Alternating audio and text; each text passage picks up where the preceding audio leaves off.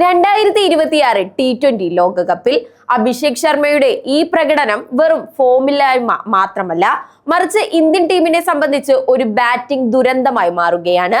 തുടർച്ചയായ 3 മത്സരങ്ങളിൽ 0-ന് പുറത്താവുക എന്നത് ഒരു ലോകകപ്പ് ഓപ്പണറെ സംബന്ധിച്ച് ചിന്തിക്കാൻ പോലും കഴിയാത്ത നാണക്കേടാണ്. IPL-ലെ സിക്സർ മെഷീൻ അന്താരാഷ്ട്ര വേദിയിലെത്തിയപ്പോൾ വെറും 0 മെഷീനായി മാറിയിരിക്കുന്നു. പവർ പ്ലേയിൽ ടീമിന് അടിത്തറയിടേണ്ട താരം തിരിച്ചു മടങ്ങാൻ കാണിക്കുന്ന ഈ തിടുക്കം ബാറ്റിംഗ് നിരയെ കടുത്ത സമ്മർദ്ദത്തിലാക്കുന്നു. നബീമിയക്കെതിരെ അസുഖം കാരണം മാറി നിന്നത് ഒരുപക്ഷെ ടീമിന് ഗുണമായെന്നു പോലും ഇപ്പോൾ ആരാധകർ പരിഹസിക്കുന്നുണ്ട്. സൂപ്പർ 8 പോലുള്ള നിർണായക ഘട്ടത്തിൽ ഇനിയും ഈ ഫ്ലോപ്പ് ഷോ തുടരാൻ അനുവദിക്കുന്നത് ഇന്ത്യയുടെ കിരീട പ്രതീക്ഷകൾക്ക് തിരിച്ചടിയാകും. ടീം മാനേജ്മെന്റ് കണ്ണു തുറന്നില്ലെങ്കിൽ ഈ ലോകകപ്പ് യാത്ര അഭിഷേകിന്റെ കരിയറിലെ തന്നെ കറുത്ത അധ്യായമായി മാറും. അവസരങ്ങൾ എന്നത് ഭാഗ്യമാണ്, എന്നാൽ അത് ആവർത്തിച്ചുള്ള പരാജയങ്ങളാകുമ്പോൾ അതൊരു ബാധ്യതയായി മാറും.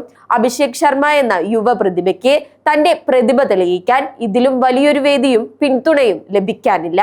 എന്നിട്ടും ക്രീസിലെ ഈ ആത്മഹത്യാപരമായ ബാറ്റിംഗ് ശൈലി തുടരുന്നത് കോടിക്കണക്കിന് വരുന്ന ഇന്ത്യൻ ആരാധകരുടെ ക്ഷമ പരീക്ഷിക്കലാണ്.